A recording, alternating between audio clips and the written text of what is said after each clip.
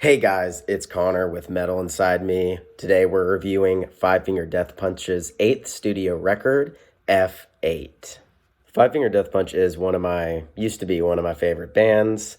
Got Your Six is one of my favorite albums of all time. Five Finger Death Punch has a couple songs that are actually really special to me. Remember Everything is a song that really got me through a hard time of my life, and it's a very emotional song for me.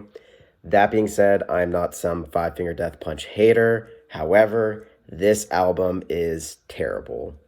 One of the main reasons this album is absolutely terrible, one of the main reasons is the weird rapping, talking thing he does in almost every song.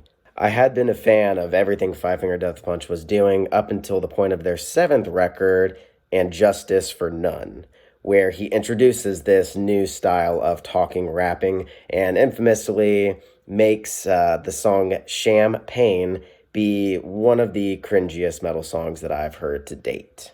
So going into this album, I was hoping they weren't going to revisit this vocal delivery style.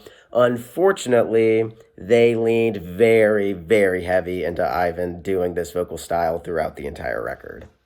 Not to get too much off on a tangent about why And Justice for None is also a terrible album, but there's something to be said about naming your album after another very famous album, because obviously they're referencing And Justice for All by Metallica, except their album doesn't really have any substance.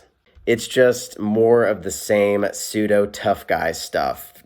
I would imagine they're just trying to say, oh, and justice for all? Well, no, and justice for none. And that's kind of where I jumped off the Five Finger Death Punch train until I heard they were doing this record, and I was hoping they were going to go back to their roots, but also I was hoping they were maybe going to evolve as a band in some way or shape.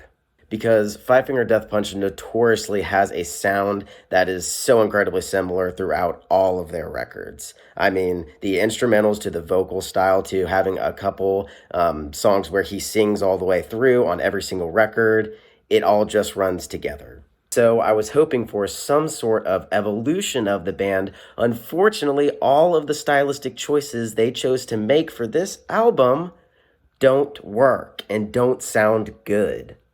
I know I've already said that I dislike his rapping style of vocals, but the problem is some of the songs explode with great deep growls and amazing instrumentals, and then all of the momentum that the song had just completely dies off as he just changes it up with this rapping style.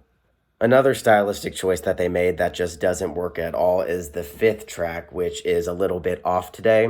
So it starts off with good acoustic guitar, and he sings through it, and they introduce an electronic repeat of the chorus towards the end. And I think I literally busted out laughing while listening to it because it was just so off and didn't flow at all. Besides that, most of the record sounds exactly the same as all their other stuff. So in terms of them evolving as a band in any way, shape, or form, they at least made some different choices on it, but it doesn't work well. However, one thing I will say is This Is War demonstrates a stylistic choice that works very well, but they chose not to do it for the rest of the album. This Is War explodes and builds in the beginning, and his vocals are deeper and harsher than they normally are, and Ivan demonstrates the ability to growl rap is what I'm going to call it, which if you want a point of reference for that type of vocal delivery, I would point you towards Red Flag and Nero Forte from Slipknot's newest record, We Are Not Your Kind. He actually does that style very well in This Is War. And This Is War, it slaps. I actually really, really enjoy that song. That is one of the very few songs in this album that I will revisit. The only other notable song that I really enjoyed is The Brighter Side of Grey, which is the very last song on the album. It is honestly just a very typical Five Finger Death Punch song where Ivan sings. However, as I mentioned, I really have a deep place for Remember Everything in my heart, and that song actually really threw me back to all the emotions I experienced when I listened to that song. So that song is a little special to me. It's not particularly a standout amazing track, but it is one that I really like and I will revisit. Besides that, a lot of the songs had the potential to be explosive and good, but they just will make choices throughout these songs that just kill all of the momentum, such as Bottom of the Top. So that song, it's got a great beginning and he's killing it with the vocals, and then it gets into the chorus where he's going, can I be one of the cool kids? And that just like killed everything for me. And I was just like, what are you guys doing? So the record opens up with the title track F8, which is just an instrumental, and it's got, some violins in it. And it seems like it could have been one of those great intro tracks that builds and just explodes into the first song. But they don't do that. It dies off, and then the first song doesn't explode into anything notable. It's just another Five Finger Death Punch song. Again, as I said, Ivan does demonstrate the ability to incorporate this rapping vocal style well when he's yelling while doing it, like Corey Taylor does well. And he demonstrates him doing this well on Full Circle, which would have been a good track, except they, of course, chose to do something that made me cringe during the song, where Ivan's voice comes in and says, "This is not a test, this is not a test."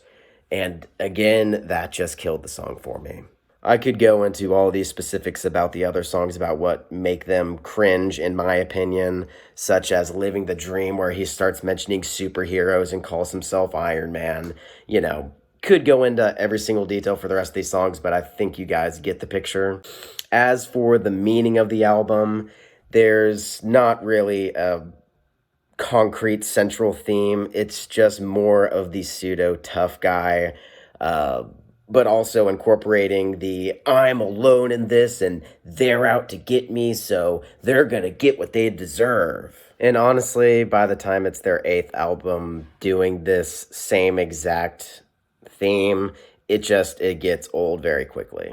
And yeah, that's pretty much all I have to say about the album. Again, there are a couple tracks that I really like. I'll be revisiting This Is War and The Brighter Side of Grey again. Besides that, this album just doesn't do it for me, with every single other song having something in it that makes me cringe.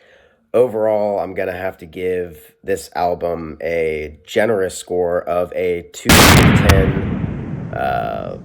Yeah, that's about it.